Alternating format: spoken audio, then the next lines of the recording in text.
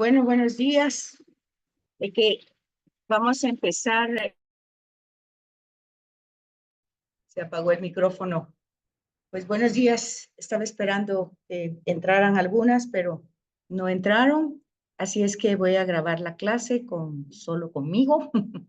Y es la sesión 11. Anteriormente vimos lo que era el profetismo y ahora pues vamos a trabajar los profetas anteriores al exilio y vamos a ir desarrollando. ¿Se recuerdan que habíamos visto la diversidad de lo que significaba para el pueblo de Israel un profeta?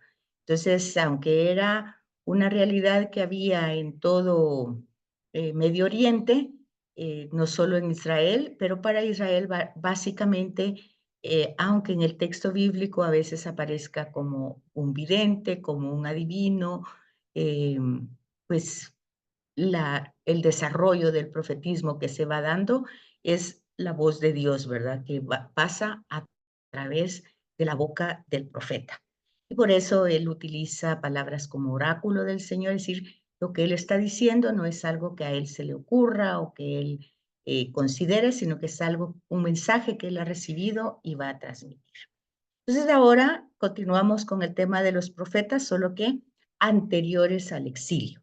Hay que entender que el exilio es un tema central en la historia de Israel, tan importante como la salida de Egipto, porque en la salida de Egipto, en el Sinaí, pues Dios los ha sacado con brazo fuerte, pero luego pues los lleva al Sinaí y ahí los hace su pueblo. Les da luego una tierra, todo eso ya lo hemos ido viendo, van entrando a través de instrumentos humanos, primero Moisés, después Josué, después son gobernados ya en la tierra por los jueces, después empieza la monarquía y con ellas el profetismo. Ahora han pasado ya varios siglos y entonces ahora ellos ya están en la tierra, han hecho alianza con distintos imperios y aquí viene la voz del profeta, pues anunciándoles de ese peligro de tener alianzas con imperios fuertes y olvidándose que ellos ya tenían una alianza con Dios. Entonces iniciamos el estudio de la primera generación de profetas escritores, o sea, de los que pertenece la escritura de la predicación que ellos dieron y del papel que desempeñaron en su ministerio antes del exilio a Babilonia, ¿verdad? Y luego se va a seguir con ese orden cronológico para destacar así el desarrollo que tuvo la revelación por la participación de estos instrumentos humanos y testigos privilegiados, que supieron leer el signo de los tiempos y darse cuenta de lo que estaba amenazando a Israel antes de que sucedieran estos acontecimientos históricos. Entonces, aquí tenemos la lista de esos profetas, ¿verdad? Se va a llamar mayores a los profetas que tienen un texto bastante amplio. Acuérdense que son rollos y entonces tenemos a Isaías y ya cuando hablamos de Isaías vamos a hablar del trito Isaías, o sea, hay 3 momentos, o sea, 3 épocas históricas que se van a resumir en un solo libro que se llama Isaías, pero hay un Isaías antes del exilio, en el exilio y después del exilio. Obviamente, el escritor no es la misma persona, es una recopilación de todas esas tradiciones orales que luego se ponen por escrito en un solo libro. Luego tenemos a Jeremías, que en algunas Biblias está dividido con Lamentaciones, en otros está incluido el mismo libro. Baruch, que era secretario de Jeremías, Ezequiel y Daniel, que son los profetas mayores por tener más amplia información en el texto bíblico, ¿verdad? Eso hay que tomarlo en cuenta. Luego los profetas menores, que el contenido escrito es menor. Está Oseas, Joel, Amós, Abdías, Miqueas, Nahum, Habacuc, Sofonías, Ageo, Zacarías y Malaquías. Esa es la clasificación que responde a la longitud, o sea, el tamaño de los escritos. y todas gozan con el hecho de ser inspiradas y reveladas, ¿verdad? Porque por eso pertenecen al canon según lo que habíamos visto. Entonces, acuérdense ustedes un poquito para hacer memoria, que a partir de la muerte de Salomón queda su hijo Roboam, ¿verdad? Pero cuando este joven empieza su gobierno, pues tenía pues aires de un soberano con muchas libertades y exigencias para el pueblo, sobre todo exigencias tributarias que hacen que el pueblo se resista, y entonces hay un levantamiento de parte de 10 tribus, que son las 10 tribus del norte, que aquí las tienen ustedes y en el mapita, y esta parte es la norte, ¿verdad? Y aquí tienen ustedes a cada uno de las tribus, ¿verdad? Dan, Hazor, luego están aquí las ciudades que se van estableciendo, y luego aquí en Jerusalén, que es el sur, pues tenemos a Judá, ¿verdad? Y, y van a dividirse el reino en norte y el sur. Y a esto se le va a llamar el cisma de Israel, ¿verdad? El reino del norte, pues va a estar un tiempo invadido por distintos imperios y va a sucumbir como en el año 720 y algo, y luego Judá, que va a continuar todavía con su imperio, va a sucumbir con Babilonia en el año 500 también algo. Entonces, es lo que nosotros vamos a ver en este módulo. Y entonces vamos a ubicar a los distintos profetas en las distintas zonas donde ellos van a llevar su mensaje. Entonces, por ejemplo, aquí tienen ustedes que la parte norte, que es Israel, y su capital es Samaria, ¿verdad? El norte. Y entonces vemos que el profeta Amós y Oseas está predicando en el norte, está transmitiendo su mensaje al norte, o sea, antes de que sucumba. Y luego tenemos aquí a Judá, que su capital es Jerusalén, ¿verdad? Y que aquí van a ser los profetas Isaías, Miqueas, Nahum, Habacuc y Sofonías, los que van a estar ahí, haciendo la salvedad de que tenemos los 3 Isaías, ¿verdad? Los que están antes, los que están en y los que están después. Entonces aquí estamos antes de que las cosas pasen, ¿verdad? La predicación. Aquí tienen ustedes un panorama histórico, que está muy pequeñito, pero más o menos ubica las realidades como una plataforma, ¿verdad? Para que ustedes vean lo que pasa en esa época. Luego vemos entonces que los profetas del reino de Judá, o sea, Jerusalén, ¿verdad? El sur, está Isaías. Aquí hay 66 capítulos, o sea, es el rollo más grande que tenemos. Y abarcan casi 2 siglos y medio de historia hebrea, o sea, estamos hablando de 250 años o más, y entonces nos vamos a dar cuenta de que no puede ser el mismo personaje el autor de todo, ¿verdad? Son muchos años. Y entonces aquí tienen ustedes la división y que se va entendiendo cuando uno entra al texto y va viendo el estilo de escritura, va viendo los problemas históricos que se están desarrollando, un poco la cultura y la geografía que hay en ese momento. Y entonces tenemos al primer Isaías, que es del capítulo 1 al 39, con un estilo solemne y se enfoca en la dinastía de David, o sea, los descendientes de David. Después tenemos el Deutero Isaías, o sea, el segundo Isaías, que va del capítulo 40 al 55, y su lenguaje es más cálido, y Dios es el creador y redentor del pueblo, entonces hace una especie de referencia a los orígenes para que no se les olvide. Y el trito Isaías, que es como una vena poética, porque Dios es el Señor de la historia y no hay nada que se le escape de sus manos. Entonces vamos teniendo el tema en el sur, ¿verdad? ¿Cuál es el marco histórico? Se cree que pues el primer Isaías, ¿verdad? Nació en el año 765 antes de Cristo y proviene de una familia distinguida por la calidad de sus escritos, que es bastante elevada. Dios le dio la misión de anunciar la ruina de Israel y de Judá. O sea, está, por decir así, pronosticando, ¿verdad? La situación que va a vivir tanto el reino del norte como el reino del sur. Y eso, eh, siempre viéndolo desde el lenguaje bíblico y profético, que lo que intenta es hacerlos cambiar, pues habla de un castigo a causa de la infidelidad del pueblo, ¿verdad? ¿Y en qué consiste esa infidelidad? Pues que les ha llamado la atención los cultos de estos nuevos imperios, se han alejado de Yahvé, de sus orígenes, y entonces pues se presenta una realidad bastante oscura la que va a venir.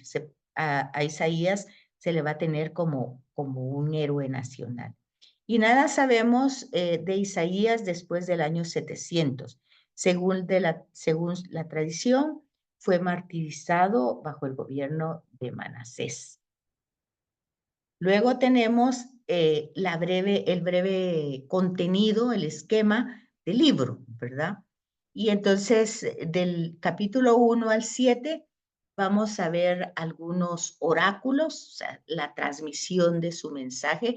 El oráculo, pues, es un mensaje recibido que él tiene que transmitir y obviamente es oral, pero luego se va a poner por escrito. Por eso ya entra la forma literaria y el mensaje teológico que va dentro de esta obra literaria. Luego del capítulo 6 al 12, la promesa de un Emanuel, de un Dios con nosotros, de un personaje que va a nacer y que va pues a colaborar, a cambiar esa realidad que viven con los sirios, ¿verdad? Y que está afectando a las tribus. Y también hay otras inserciones de otras situaciones históricas. Del 13 al 23 son los oráculos contra las naciones. Es decir, que todas estas naciones, aquí el profeta lo va a presentar como, pues Dios va a permitir que todas estas naciones, pues, irrumpan en Israel, pero ellas también van a tener sus consecuencias. Y luego del 24 al 27, que es realmente un periodo post-exílico, después del exilio, pues va a haber una transformación. Del 28 al 33 hay distintos oráculos, casi todos de Isaías. Luego del 34 al 35, un apocalipsis menor, de la época también post-exílica, o sea, después del exilio.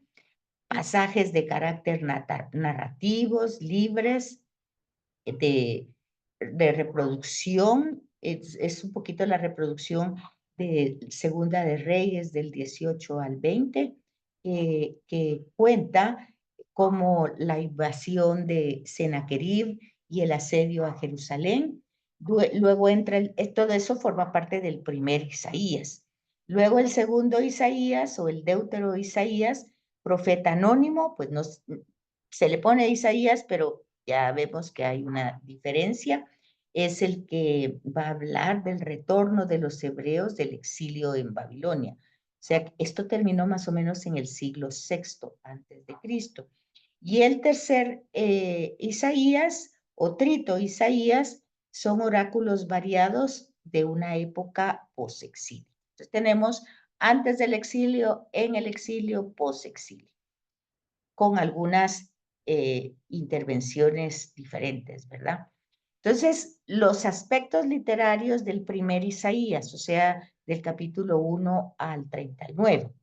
Pues es uno de los libros proféticos más importantes por su contenido.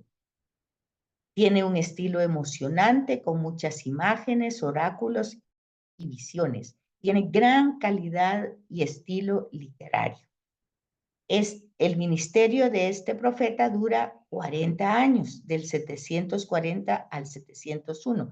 Y se fijan que los años van reduciéndose, ¿verdad? Porque llegan a la revelación completa de Cristo. Entonces vamos viendo que los años, en lugar de ir aumentando, se van reduciendo. Eso es del 740 al 701. Asiria es el imperio que se va desarrollando y se va expandiendo rápidamente, al grado que en el año 722 y 721, que era lo que les decía, cae Samaria y Jerusalén está a punto. Samaria es el norte, entonces cae en este año. Jerusalén no todavía, pero sí está a punto de caer, persiste. O sea que se salva Jerusalén del imperio asirio, que derrota toda la parte norte donde estaban las 10 tribus, ¿verdad? Luego tenemos el mensaje teológico, es recordar algo que ha sido revelado desde el Génesis. En primer lugar, Dios es el creador. Eso tiene implicaciones en la vida personal de cada individuo y del pueblo en sí mismo. Porque si Dios es el creador, Dios es el Señor, Dios es el dueño, Dios es el rey de toda la historia. Y entonces el hombre, al entender esto, pues tendría, por lógica, que confiar, pues reconocerlo, amarlo, servirlo, pero el ser humano no hace eso, se opone a esta realeza de Yahvé. Y puesto que todo lo que Dios ha hecho, lo ha hecho por amor y con gran sabiduría por su santidad, el pueblo también debería compartir, porque Dios crea para compartir de lo suyo, para darse. Entonces el pueblo también debería de ser consciente de esa realidad. Pero vemos que el pueblo no participa de esa realidad, sino al contrario, ¿verdad? Pues necesita fe, necesita tener más confianza y no la tiene. Entonces, el mensaje teológico va desde esa perspectiva. O sea, ese es el problema que el profeta ve en el pueblo. Aparentemente su predicación solo logró el endurecimiento de la mayoría. Sí, ¿verdad? Como cuando empiezan como a decir, mira, tú debes hacer esto, en lugar de cambiar, la persona reacciona agresivamente y endurece su corazón. Sin embargo, dio origen a un pequeño grupo de fieles. Siempre hay algún pequeño grupo que escucha, que pone atención, que cae en consecuencia, y a esto en el texto se les llama los Anahuim, o sea, el resto de Israel. Cuando pasamos al Nuevo Testamento, al Evangelio de Lucas, y vamos a ver que Lucas presenta a ciertos personajes, a ver si ustedes se recuerdan, está María, José, está Isabel, Zacarías, está Simeón y Ana. Estos esperaban, esperaban la presencia de Dios, esperaban al Mesías anunciados por los profetas. Entonces, este pequeño resto que aparece en Lucas, pues también se va desarrollando desde este momento. Son los personajes que esperan la acción de Dios, que esperan ver su manifestación, y se llaman los Anahuim, que son los pobres del Señor, los que no tienen más esperanza que la de Dios. Entonces son como la semilla de la cual van a ser un nuevo pueblo lleno de valores y fidelidad a la alianza. O sea que el tema que está afectando al pueblo es que han hecho alianza con otros imperios que a la larga se van a aprovechar, los van a dominar y al final los exterminan, ¿verdad? Pero ellos, el profeta intenta llevarles ese mensaje, pero ante el primer momento que se ve que ellos van progresando, pues ellos en lugar de creerle al profeta, endurecen su corazón. En Isaías, donde se anuncia la venida de este personaje, que es el capítulo 7 del 10 al 14, aunque aparentemente se habla de un personaje hijo del rey Acaz, que se llama Ezequías, por la solemnidad dada al oráculo y con el sentido del nombre del niño, se presiente que Isaías ya va intuyendo en ese nacimiento real algo más maravilloso, ¿verdad?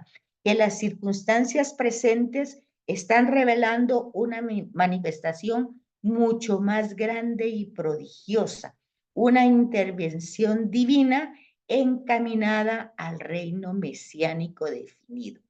Entonces aquí ya vamos sacando una idea que va a ir caminando a lo largo de la historia de Israel, que es la venida, la promesa de un Mesías, la espera de ese Mesías y la llegada de ese Mesías.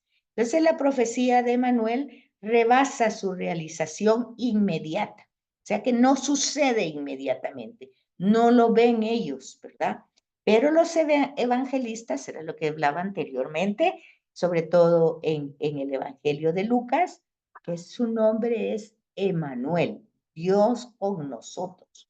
Entonces ellos van a ver, los evangelistas, los primeros escudriñadores de responder quién es Jesús, y posteriormente los que van a ir recopilando todas las tradiciones orales y todas las acciones y gestos de Jesús, pues toda esta tradición cristiana va reconociendo legítimamente que aquel anuncio hecho, aquí estamos viendo más o menos en qué años, 720, 721, 22, pues se está anunciando el nacimiento del Señor Jesús, ¿verdad? Y eso, pues los evangelistas, sobre todo Lucas, lo va a poner por escrito y va a resumir en estas figuras que ya les mencioné, María, José, Isabel, Zacarías, Ana y Simeón, al resto, ese resto que estaba esperando. ¿Se recuerdan ustedes a Simeón que dice, ahora puedo morir en paz porque mis ojos han visto algo? O sea, estaba esperando, ¿verdad? ¿A quién estaba esperando? Pues al Mesías. Entonces, luego tenemos que del capítulo 6 al 12 está el libro de Emanuel, del Emanuel. Es la sección más célebre del libro, sobre todo por su carácter mesiánico y cristológico. Entonces, este es uno de los pasajes que los primeros cristianos, las primeras comunidades, tienen con trasfondo para ir desarrollando y ir conociendo. Recuerden si ustedes también en Lucas, los caminantes de Maús, cuando van acompañados del Señor, que les dice, las escrituras hablan de mí. ¿Por qué están tan confundidos? Las escrituras hablan de mí. Entonces ellos hacen ese recorrido retrospectivamente, ¿verdad? Y van a buscar quién es Jesús de Nazaret. La pregunta que está en los 4 evangelios. ¿Quién dice la gente que soy yo? ¿Quién dicen ustedes que soy yo? Entonces, de Isaías, del 1 al 17, Isaías 7, del 1 al 17, Isaías anuncia al incrédulo rey Acaz un gran signo de esperanza. O sea, todo esto lo que intenta es dar a la vida una esperanza, pero una esperanza fundamentada en una promesa, ¿verdad?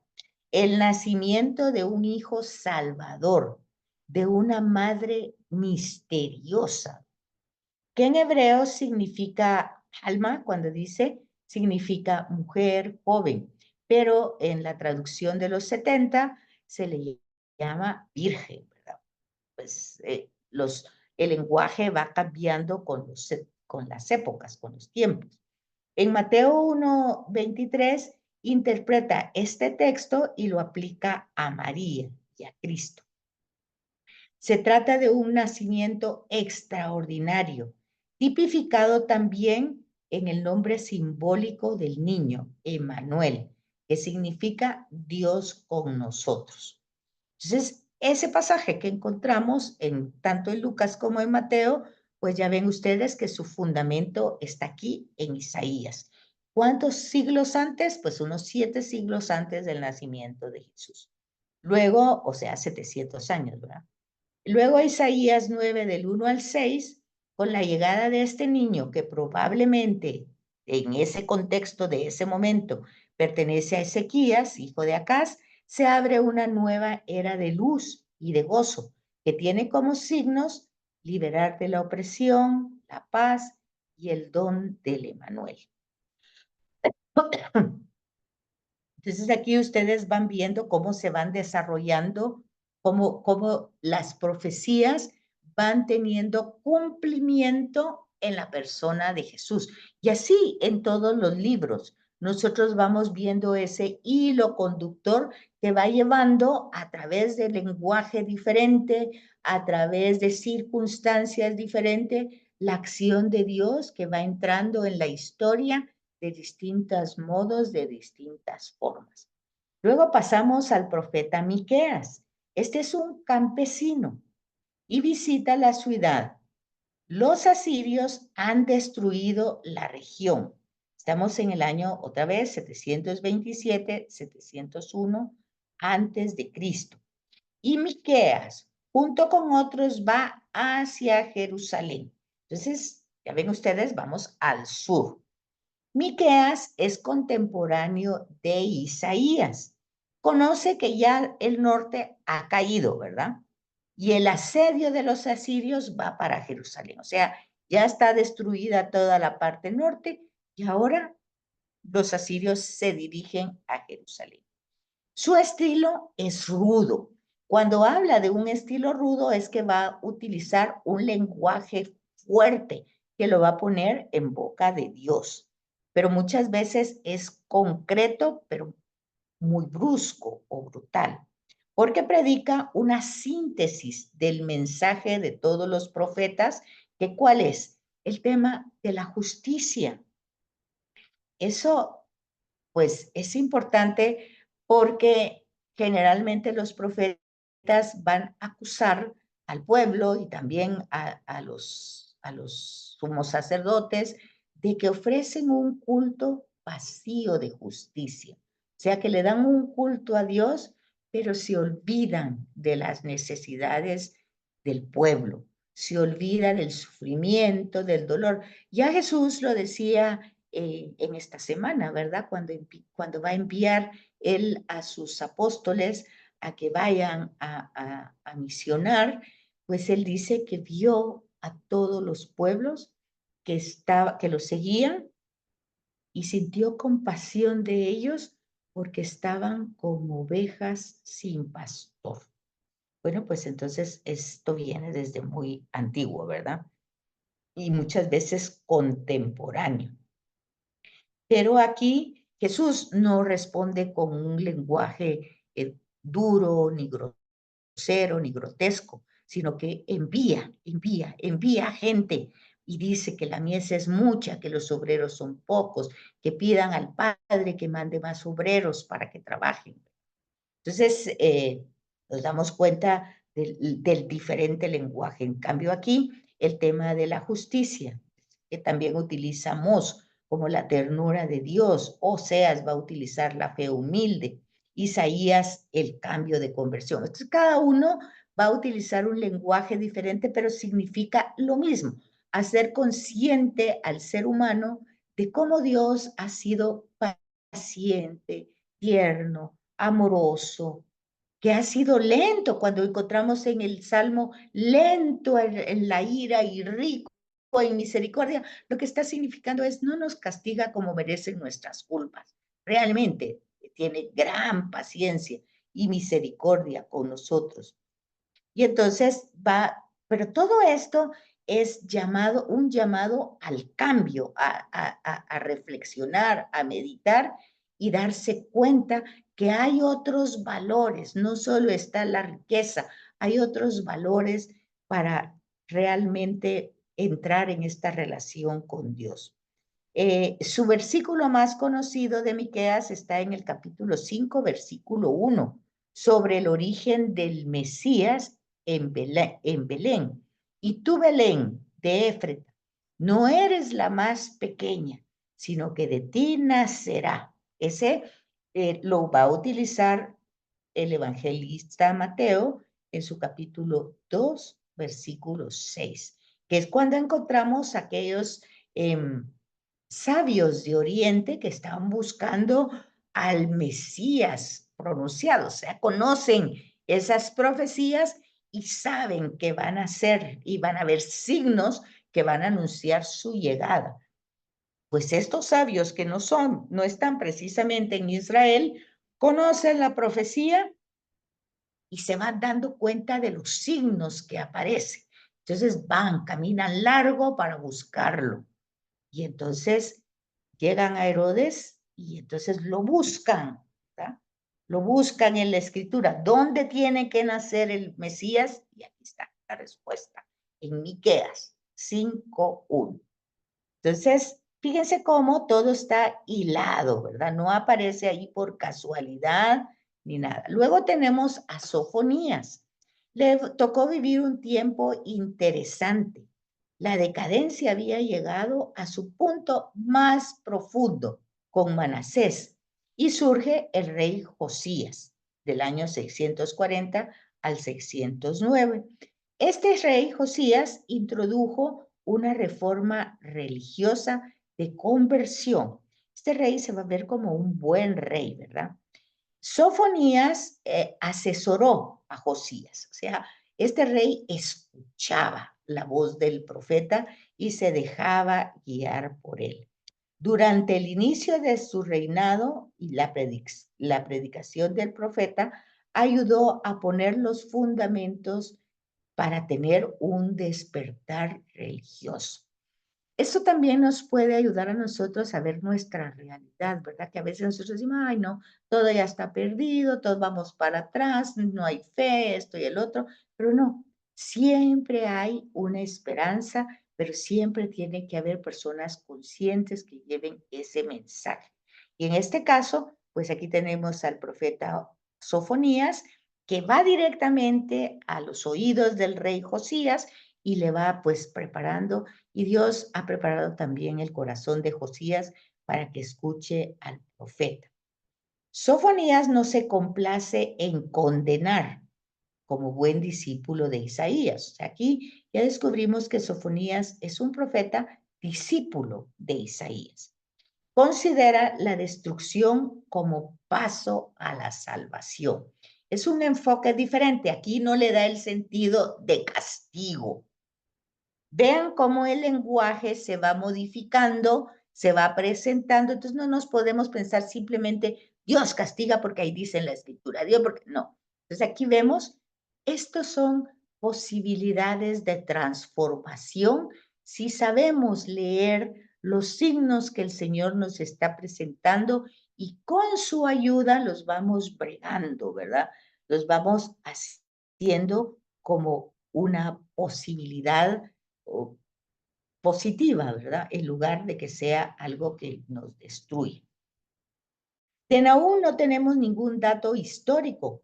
Estos datos históricos generalmente salen del mismo profeta. Es el mismo profeta que no es que hay de toda su biografía, pero da pequeños datos autobiográficos que nos permiten ubicarlos. Pues en Nahum no tenemos estos datos históricos.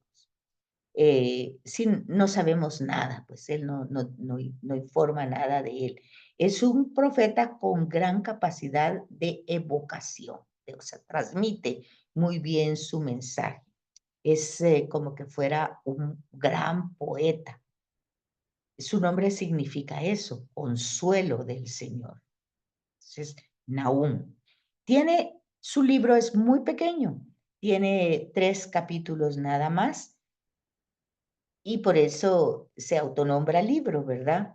Y es un caso único en los profetas. Su tema principal es profetizar la caída de Nínive, que es la capital de Asiria.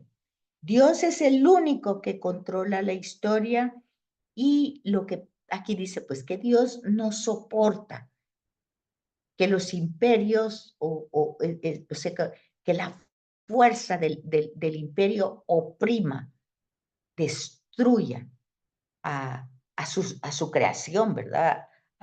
Aquí todavía no los tenemos como hijos. Vean ustedes el proceso, ¿verdad? Primero eran esclavos, primero vienen desde nómadas con todo el periodo de Génesis, Abraham, Isaac, Jacob, luego entran en Egipto y se quedan mucho tiempo ahí como esclavos, Dios luego los saca, son migrantes, Dios los hace un pueblo en el Sinaí, luego los entra a una tierra con Josué, luego se desarrolla un gobierno con los jueces, luego quieren un profeta y un monarca y entra el profeta como consejero de la monarquía, y en esta parte es donde estamos, ¿verdad? Donde está el pueblo establecido, pero haciendo alianzas, convenios políticos se llaman hoy, ¿verdad? Con los distintos imperios fuertes, pero el profeta anuncia las dificultades que van a haber por esas alianzas. Luego tenemos entonces Habacuc. Sabemos menos de este profeta, solo su nombre, y Daniel nos dice que vivía en Judea. Se cree que fue contemporáneo de Nahum y Jeremías, hacia el año 600. Habacuc aporta algo nuevo, el diálogo con Dios, la actitud de fe y de esperanza contra toda esperanza. Es decir, que Habacuc, ante estos momentos tan difíciles que va presentando la historia, él dice pues que lo que hay que hacer es estar totalmente unido. Acuérdense que la palabra religión significa religado, estar ligado, es como tatuado, estar, es lo que Jesús va a decir, permanezcan en mí. Es una fusión que debe de haber con Dios.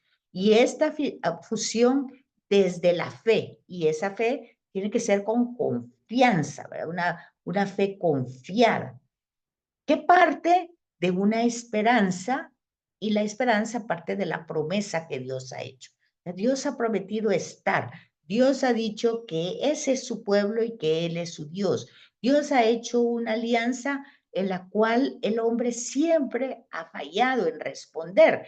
Pero aquí lo importante es Dios, que es fiel a su promesa, que no cambia de opinión, que es creador de la historia, de la humanidad, del cosmos, que no se le escapa nada. Entonces, eso nos debe dar una actitud de fe y de esperanza, aunque, como dice el dicho, todo se vea color de hormiga, Dios sabrá cómo nos saca de este atolladero.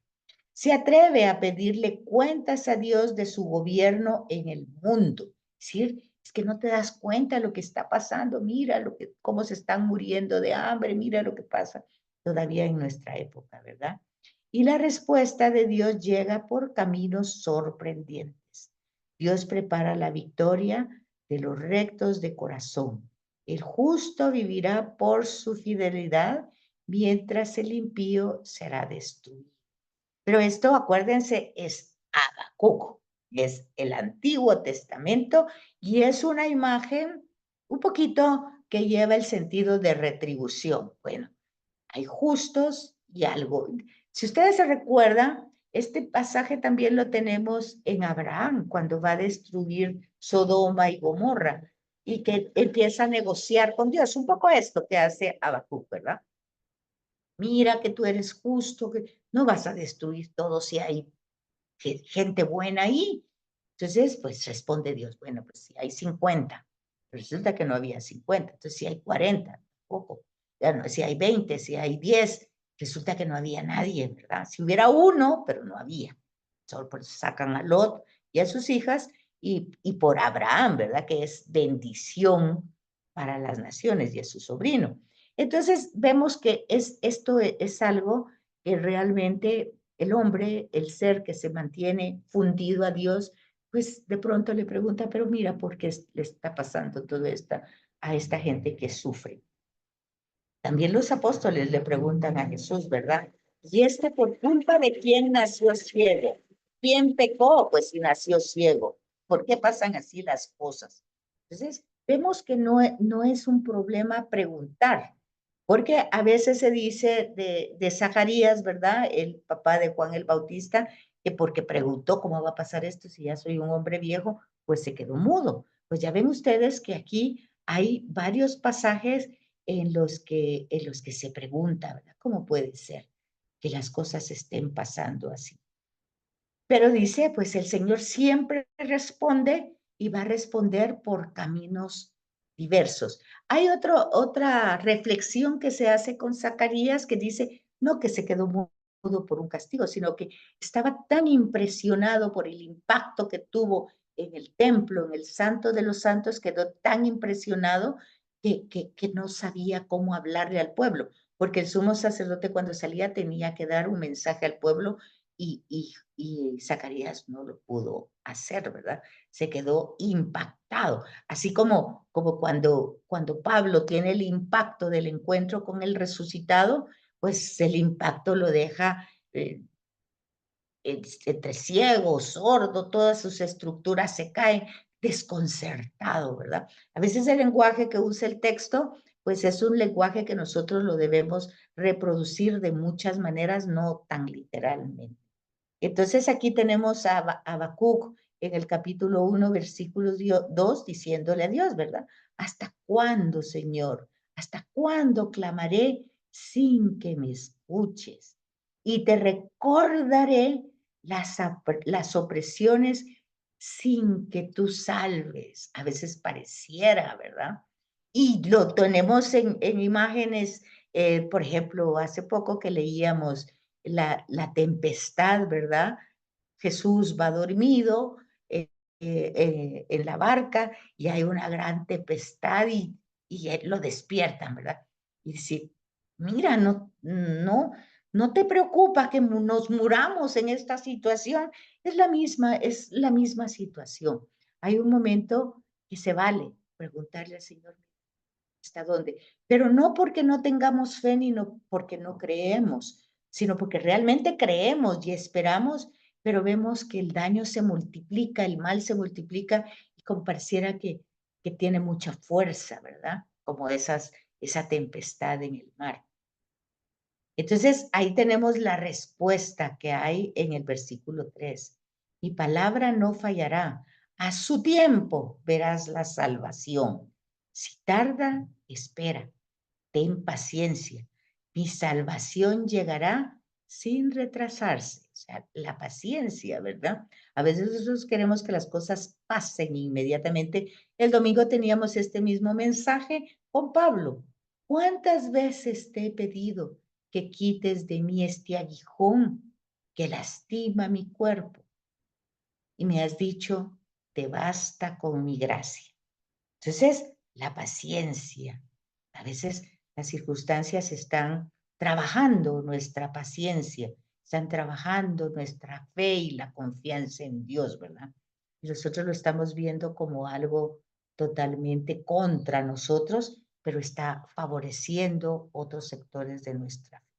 Bueno, entonces se dan cuenta ustedes que vamos utilizando la escritura actualizando su mensaje.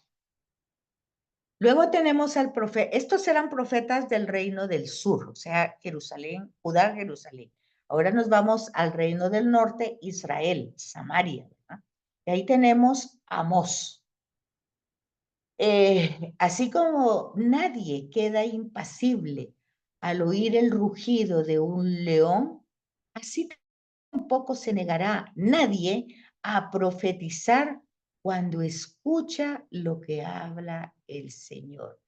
Fíjense qué bonito mensaje en el capítulo 3, versículo 8 de Amós. Resulta que ante un impacto que nosotros tengamos ya sea de un gran trueno, de una gran explosión, de un rugido de león, de lo que ustedes quieran, algo que impacte nuestra sensibilidad, nuestra realidad, nosotros transmitimos, contamos, llevamos esa experiencia a los demás. ¿Cuánto más tendría que ser si realmente escucháramos lo que el Señor tiene que decir y atentos reflexionáramos en nuestra propia acción y lo que tendríamos que transmitir? El rugido del león es como un símbolo que utiliza el profeta, ¿verdad? O podríamos utilizar un signo de la tempestad, que ya pusimos el ejemplo en el Evangelio con Jesús. Es decir, que irrumpe, ¿verdad? Si algo entra en el reino del norte, está él en el norte, si algo viene tan impetuoso, tan destructivo, ¿cómo no escuchar al Señor? ¿Verdad? Entonces, así hablamos. Es porque el Señor le está hablando. Y si el Señor habla, Amós no puede quedarse callado. Tiene que transmitir ese mensaje, aunque las personas no lo quieran escuchar o les resulte molesto. Pablo va a decir eso mismo. Va a decir, ay de mí si no evangelizo. ¿Cómo no hacerlo? Si el Señor lo está se está escuchando lo que el Señor está diciendo y quiere que lo transmite, aunque esto le va a traer consecuencias negativas, porque no le gusta a todo el mundo ese mensaje, ¿verdad? Muchos se ponen a la defensiva y a otros les da miedo y ante el miedo pues reaccionan y muchas veces la reacción es violenta. Hay que tomar en cuenta toda esa realidad. Amos resulta que está predicando en un área que no le corresponde y le dicen que se vaya al sur a profetizar y porque vete de aquí, dice el sacerdote asesor del rey. Y entonces Amós aquí da un poquito de lo que hablábamos anteriormente, de lo que es su autobiografía, ¿verdad? Va a decir, yo no soy profeta, ni hijo de profeta, sino que soy un pastor originario de Tecuá. Y él va a decir que también era un agricultor, un pastor y un agricultor, pero que el Señor le habló y entonces tuvo que ir a llevar su mensaje. Y por eso profetizó en tiempos de Jeroboam II. Era una época de florecimiento social, pero había una decadencia moral y religiosa. Vean ustedes los contrastes. Cuando las cosas se ven que parecieran bien, ¿verdad? Que todo va saliendo, como dice hoy la gente, todo va fluyendo positivamente, todo fluye, fluye. Eso me pone a mí como muy tranquilo y no me da tiempo como de reflexionar, ¿verdad? Y entonces como que me pienso que todo me es permitido, porque todo va fluyendo.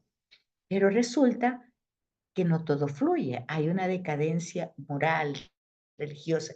Me, me, me relajo y ya no voy al templo, y ya no me relaciono con Dios, ya no tengo esa exigencia de pedirle angustiado, ansioso. No, ya estoy un poquito, pues, acomodado, ¿verdad? Y entonces mi moral, mi cercanía con Dios, pues se va acomodando, se va aflojando, ¿verdad? Y eso es lo que va a decir el profeta. Este profeta no pertenece a ningún círculo religioso. El libro tiene un estilo, pues, sencillo y a veces es un poquito rudo. Es llamado el profeta de la justicia social, porque el problema es de justicia, de moral, de religión, de abusos, ¿verdad? De abusos del pobre, del necesitado, de aprovechamientos, de incluso en las ventas, no dar lo justo, en fin, él va desarrollando muchos temas. Eh, entonces se va a centrar en estos puntos el mensaje de Amós. Utiliza la expresión el día del Señor, también expresión que va a utilizar el Evangelio, ¿verdad? El día del Señor es su llegada, la llegada, su encarnación. ¿verdad? Y también no, en el Evangelio de Juan no va a estar el día del Señor, sino no ha llegado mi hora, o sea, un momento importante. Pero ese momento, ese día del Señor, esa hora del Señor, es la intervención de Dios en la historia. Vayan conectando ustedes, que es lo que estamos haciendo, estas profecías con luego el lenguaje que también se va a utilizar en el Nuevo Testamento. Acuérdense que los profetas han hablado de que Dios como creador es Señor, es dueño, es amo, entonces tiene un poder, no tiene límites. Y ese poder lo extiende a toda su creación, a toda su criatura. Entonces insiste en la necesidad de reconocer a este ser, pero para eso tengo que cambiar mi modo de vivir. O sea, yo tengo que cambiar mis estructuras mentales y emocionales para poder darle cabida a esta realidad que no me es tan visible, pero que no porque no la vea con mis ojos físicos, no es por eso que la deje de intuir. Entonces el profeta se acerca para dar ese mensaje y predica contra una religión materializada y ritualista, o sea, llena de actividades, de ritos, de ocupaciones, una religión muy hecha a cosas materiales, pero sin una interiorización, ¿verdad? Que cambie y que me haga más sensible al dolor, al sufrimiento, a la necesidad del otro. Entonces, contra eso es que él va a ir, pues, desarrollando su mensaje. Oseas es agricultor también, originario del reino del norte, contemporáneo de Amós, que acabamos de ver. Su ministerio fue un poco más largo. Vivió durante los temas de la conquista de Asiria. Conocemos un poco porque él lo transmite, lo que conocemos, vuelvo a repetir, de los profetas es porque él lo dicen en su texto, ¿verdad? Escrito. Conocemos su drama. Oseas vivió el drama del abandono e infidelidad de su esposa, a quien nunca dejó de amar y trató siempre de reconquistar. Es el primer profeta que expresa la relación de Dios con su pueblo como una relación de esposo y esposa. Es como que dijéramos que cuando Oseas vivió todo el sufrimiento del abandono, del desencanto que tenía, habiendo pues tratado a su mujer de la manera más amorosa, más tierna, más cariñosa, pues entendió a Dios y dice, lo mismo ha hecho Dios con nosotros. Nos ha tratado de una manera tan dulce, tan tierna, tan cercana, tan paciente, tan compasivo, tan misericordioso. Bueno, tanto que ha hecho Dios y nosotros lo rechazamos. Es decir, que su experiencia personal la trasciende y lo lleva a una experiencia religiosa, espiritual. Decir, esto mismo es lo que pasa. Dios es como un esposo y su pueblo es esta, mujer infiel que no lo reconoce y que lo abandona y se va tras los ídolos, tras otros amantes, ¿verdad? Porque le llama más la atención. Nos presenta entonces a un Israel prostituido, yendo detrás de los ídolos, pero marca un punto de esperanza. Dios lo va a llevar a Israel, ¿verdad? Lo va a llevar nuevamente al desierto. Acuérdense que en el desierto, cuando salieron de Egipto, ahí tuvieron ese encuentro, porque el encuentro original, acuérdense que solo era Yahvé y Moisés, pero cuando lo saca de la esclavitud de Egipto, quienes van a experimentar a ese Yahvé que camina con ellos como una nube en el día y como un fuego en la noche, que va sacándoles de todos los problemas, primero desde sacarlos de Egipto, luego pasando el Mar Rojo, luego alimentándolos en el desierto, pues ahí se dio esa relación de amor entre esos que entendieron que era el pueblo de Dios y que Él era su Dios. Ahí se dio el primer enamoramiento, por decir así.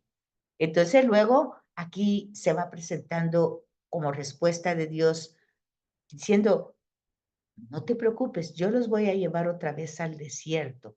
Les volveré a hablar al corazón y el pueblo volverá a su primer amor, a la fidelidad de su primer amor. Y entonces presenta a Yahvé como un Dios celoso, que no quiere compartir con nadie el corazón de su pueblo. O sea, él quiere, Dios quiere que Israel sea como un imán que atraiga a todos hacia Dios, ¿verdad? Hacia ese Dios amoroso, que el pueblo presente ese amor, esa fidelidad, esa paciencia a todos los pueblos y que esos pueblos se enamoren de él y vengan. Pero es celoso de Israel, no quiere que este Israel se vaya con esos ídolos, con esos amantes, ¿verdad? Entonces, entonces, en ese sentido se entiende ese Dios celoso que no quiere compartir con nadie el corazón de los fieles, pero con nadie no se refiere con las personas, se refieren con los ídolos, ¿verdad? Que le den el lugar que él tiene a otros ídolos, cosas que se acaban, personas que se mueren, animales, lo que sea, ¿verdad? No, no pueden compartir. Pero también se presenta como amoroso, como lleno de ternura, rico en compasión e en paciencia. O sea, se insiste en que en la interiorización del culto, ese culto debe repercutir en la acción moral, en la acción solidaria con el individuo. Ahora, tiene que haber un cambio, o sea, el culto, la relación que se da en el templo con Dios, no puede quedarse en ese ámbito, tiene que llegar a nuestra vida, tiene que encarnarse y tiene que reflejarse en nuestras relaciones interpersonales. El profeta, este profeta es el profeta de la confianza. Nos dice que Dios ama a su pueblo, no por lo que el pueblo hace, no por lo que el pueblo merezca, ¿verdad? O por lo que el pueblo tenga, sino porque en un principio Dios ama primero. Dios tiene todo ese amor para dar, ¿verdad? Entonces, desmiente que Dios sea siempre terrible, violento, castigador o vengativo. Fíjense, pongan atención cómo se va desenvolviendo el lenguaje y se va desarrollando. O sea que nosotros no nos podemos quedar con un lenguaje, porque aquí dice que Dios castiga, porque aquí dice que Dios es iracundo, porque en otro lado no dice eso. Dios sea, dice no. Dios no es ese Dios terrible, ni castigador, ni violento, ni vengativo. No es así. Dios es todo lo contrario. Entonces, ojo con eso, ¿verdad? Luego tenemos a Oseas que regresa. Bueno, este es uno de los poemas, ¿verdad? Muy lindo en el desierto, que dice, lo llevaré al desierto, le hablaré al corazón. Y ahí como este poema, regresa a mí con todo amor, no temas, te amo a ti, te traeré y te hablaré al corazón de mi amor. Te hablaré de mi amor a tu corazón, ¿verdad? Tanto que yo te he esperado y deseado que tú vivas una vida en mí. Dios hablándole al pueblo, ¿verdad? La soledad te hará oírme en tu corazón. Integridad, justicia, con amor conocerás. Tanto que yo te he esperado y deseado que tú vivas una vida en mí. Tú dormirás seguro y en paz. Fidelidad yo te daré. Te atraeré y te hablaré al corazón de mi amor. Tanto que yo he esperado y he deseado que tú vivas una vida en mí. Bueno, entonces se dan cuenta, tenemos temas maravillosos en la escritura. Entonces, vamos a ver los aspectos espirituales de los profetas. Los profetas fueron los educadores espirituales, pero no solo al espíritu, vamos viendo una integridad, porque vemos que ese culto, que es algo, que es una expresión de lo que está internamente, lo expresamos externamente. Entonces, no solo va para el espíritu, para lo de adentro, sino que sale a una realidad, ¿verdad? Su ministerio formó la conciencia y ayudó a interiorizar y a purificar la religión, o sea, el hecho de estar ligado con Dios, ante el peligro de que el pueblo confundiera la gracia espiritual con la prosperidad material. Vean eso, qué interesante. Muchas veces nosotros pensamos que porque las cosas, y eso porque ustedes oyen cuando dicen las personas, ¿cómo está? Bendecido. ¿Y qué quiere decir bendecido? Pues que tengo trabajo, que tengo comida, salud, todos estamos bien, los negocios van bien, todo va fluyendo, fluyendo. Ya lo hablamos eso anteriormente, ¿verdad? Entonces estamos bendecidos. Ojo con eso, ¿verdad? Porque las personas que están en los hospitales diagnosticadas, incluso en forma terminal, no es que no estén bendecidos, están bendecidos. Entonces, es el tema que va presentando el profeta, ¿verdad? No pensar que la prosperidad o una situación de bienestar, si no vean ustedes al siervo doliente o María al pie de la cruz, no es que no esté bendecida, por supuesto, es la llena de gracia, como no estarlo. Entonces, estos temas purifican las intenciones del corazón. Son circunstancias llamadas a purificar las intenciones del corazón. Entonces, en resumen, la misión de los profetas, llamar la atención al pueblo para que cambie, para que no se acostumbre a esas tendencias del mal, para que no le dé fuerza al mal, lo cual se llama pecado. Y luego transmitir fielmente el mensaje de Dios, su palabra, que resuene en el corazón, que retumbe en la mente, que se quede impreso, que sea algo que se repite constantemente. Recalcar que la estrecha relación de Yahvé con su pueblo, Dios está siempre con nosotros, estrechamente, recordando que esa presencia en medio de nosotros, tanto demuestra su fidelidad. ¿Por qué? Porque está ante un pueblo infiel y pecador. Porque Yahvé siempre está dispuesto a rescatar y a perdonar a su pueblo. No importa cuánto, no importa si lo entiende o no lo entiende, lo quiere o no lo quiere, Dios está dispuesto a que toda su creación regrese a Él porque Él la hizo, porque es suya y porque es fruto de su amor. Entonces, Dios no está esperando un reconocimiento de parte nuestra, porque si lo estuviera esperando, pues ya se hubiera acabado, ya se hubiera dado cuenta hace siglos que no le damos ese reconocimiento. Dios, es suficiente por sí mismo, no necesita de nuestras alabanzas ni de nuestro reconocimiento, lo decimos en la misa. Aunque nuestras oraciones y gratitudes y todo lo que hagamos, tú no lo necesitas, es a favor nuestro que lo hagamos. Entonces, es importante darse cuenta de eso, ¿verdad? Luego, hay otros aspectos, ¿verdad? Por ejemplo, profetas de los que ya sabemos que hay muchos que se sabe poco, pero hay otros que menos. Entonces, por ejemplo, tenemos a Gad, que está un profeta evidente en el Antiguo Testamento, aparece en el 2 Samuel, capítulo 24, 11, que aconseja a David cuando andaba fugitivo, ¿verdad? Y también está en 1 Samuel 22. Solo aparece el personaje, ¿verdad? No hay mucha información de él. También está Gías, que actúa bajo Jeroboam y le predice la división del reino. Eso también está en Primera de Reyes. O sea, de estos personajes no tenemos libro.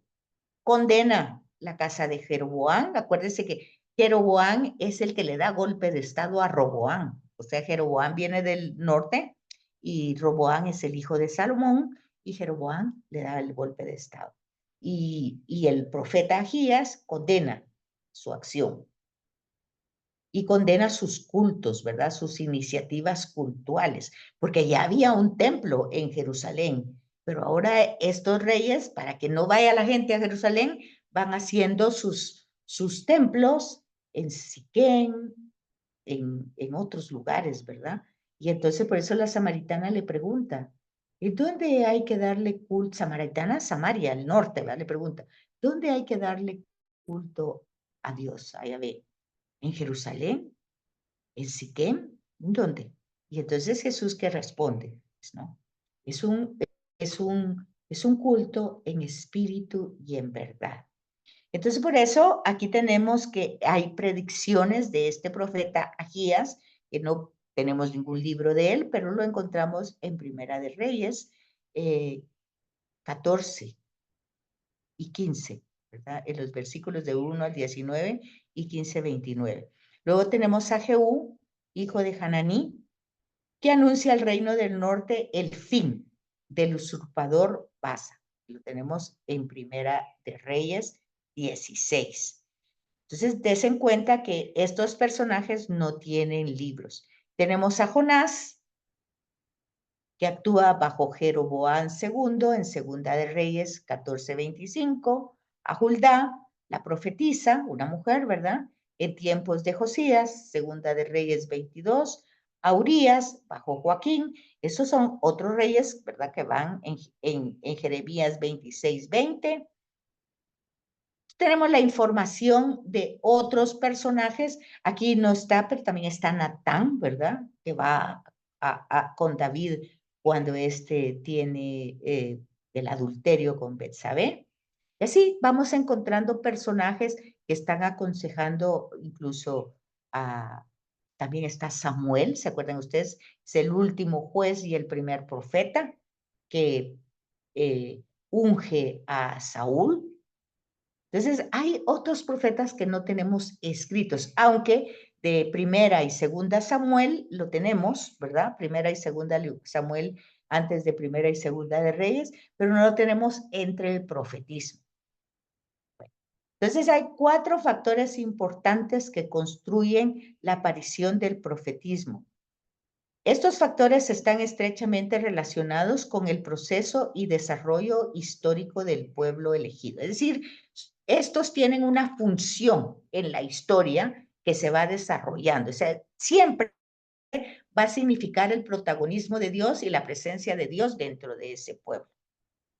Cuando el pueblo se ha relajado, ¿verdad? Y ha incluido otras aspectos religiosos dentro del yavismo, o sea, cuando el pueblo anda equivocado, errante en el desierto, el yavismo se había conservado con su pureza cuando estaban en el desierto.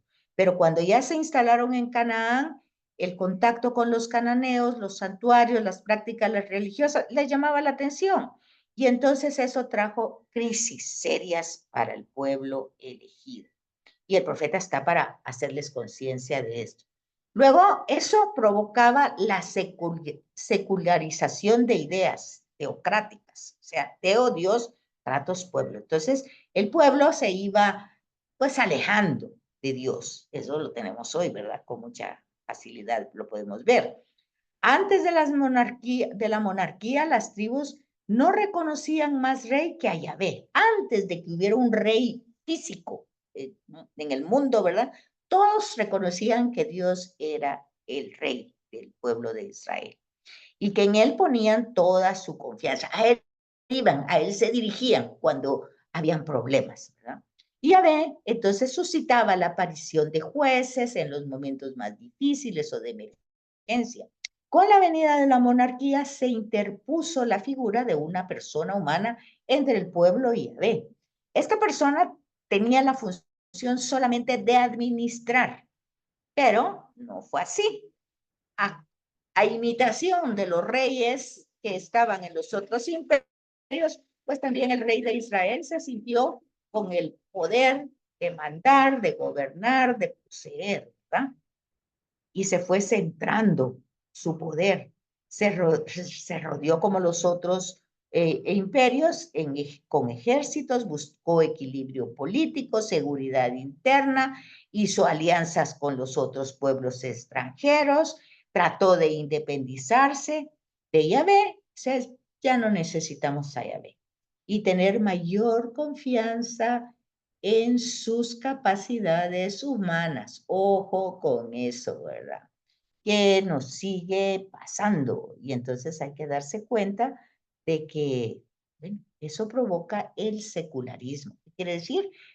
Alejarnos de la verdadera fuente de vida. Y el proceso de esperanza es, podemos regresar.